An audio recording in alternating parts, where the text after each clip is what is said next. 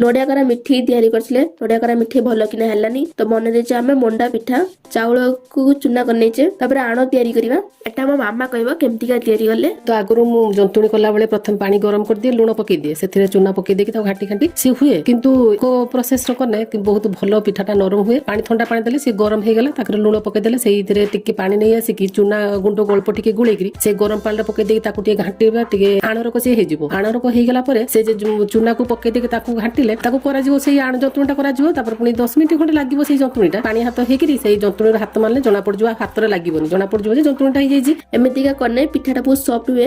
हमर सब एई प्रोसेस रे पिठा हुए। एठी हमर खळीटा पूरा रेडी हेइलानी। एगुटो आसी हमर मेन काम, खळीटा को चगुटिबा। जेते जाहा पर राग अछि सब एठी आखि बुझिना सब सुजि देबे। एमितिका मका केडी पाइबेनी। खळीटा पूरा सॉफ्ट हे जिवो। तापर ताको छोट छोट गुल्ला कर देकी मझिर पोखरी खोललेबे, गोटे बडटे गोटे। तापर नडिया कोरा थला ताको दे देबे, से गात को बंद कर देबे। एइटा देखबे जेना गोल हे जिवो। मु दिटा ट्राई करथिनी, मामा कहला फाटी जिवो बोली माउ करनीनी। जे करे रे खळी हरतले सेही करे रे पानी देकिना बसे दवा गैस ऊपर। पानी गरम हे गेला पर गोटे गोटे गुल्ला को पके दबा। 10-15 मिनिट भितरे देखिबे बॉल सब ऊपर हसुतबो, तो जानि परिबे कि हे गेला हमर मंडा पिठा, माने रेडी हे गेला मंडा पिठा। खांतु जानतु जिबा को निश्चय कर जानतु। लाइक और सब्सक्राइब। रहली जय जगन्नाथ, बाय।